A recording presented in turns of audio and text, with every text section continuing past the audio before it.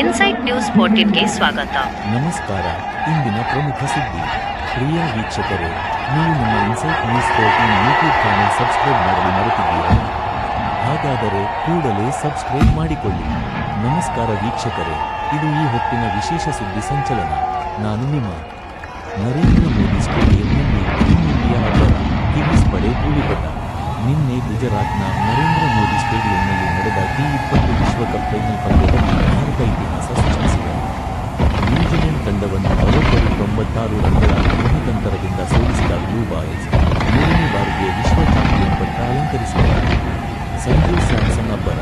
Toss ಗೆದ್ದು batting ನಡೆಸಿದ ಭಾರತಕ್ಕೆ ಸಂಜು ಸ್ಯಾಮ್ಸನ್ 89 ರನ್ ಹಾಗೂ ಅಭಿಷೇಕ್ ಶರ್ಮಾ 52 ರನ್ ಸ್ಫೋಟಕ ಆರಂಭ ನೀಡಿದರು. ಭಾರತ ನಿಗದಿತ 20 ಓವರ್ಗಳಲ್ಲಿ 255 ರನ್ಗಳ ಬೃಹತ್ ಮೊತ್ತ ಪೇರಿಸಿತು. ಗುರಿ ಬೆನ್ನಟ್ಟಿದ ನ್ಯೂಜಿಲೆಂಡ್ ತಂಡ ಭಾರತೀಯ ಬೌಲರ್ಗಳ ದಾಳಿಗೆ ತತ್ತರಿಸಿತು.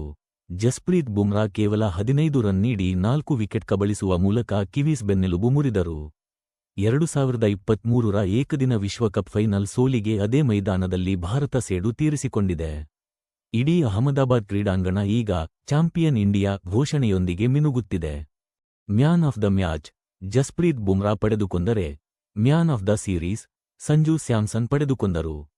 ಬಿಸಿಸಿಐ ಚೇರ್ಮನ್ ಜೈಶಾರವರಿಂದ ಐಸಿಸಿ ಟಿ20 ವರ್ಲ್ಡ್ ಕಪ್ 2026 ಸ್ವೀಕರಿಸಿದ ಟೀಂ ಇಂಡಿಯಾ ದೇಶದೆಲ್ಲೆಡೆ ಸಂಭ್ರಮ ಮನೆ ಮಾಡಿತ್ತು. ಬೈಕ್ ರ್ಯಾಲಿ ಮೂಲಕ ಭಾರತದ ತ್ರಿವರ್ಣ ಧ್ವಜ ಹಿಡಿದು ರೈಡ್ ಮಾಡಿದರೆ, ಇನ್ನೂ ಕೆಲವರು ಪಟಾಕಿ ಸಿಡಿಸಿ ಸಂಭ್ರಮಿಸಿದರು. ಇದು ಈಗಿನ ವಿಶೇಷ. ಮುಂದಿನ ಸುದ್ದಿಗಳಿಗಾಗಿ ನೋಡ್ತಾ ಇರಿ insight news 14. T20 World Cup for the second time.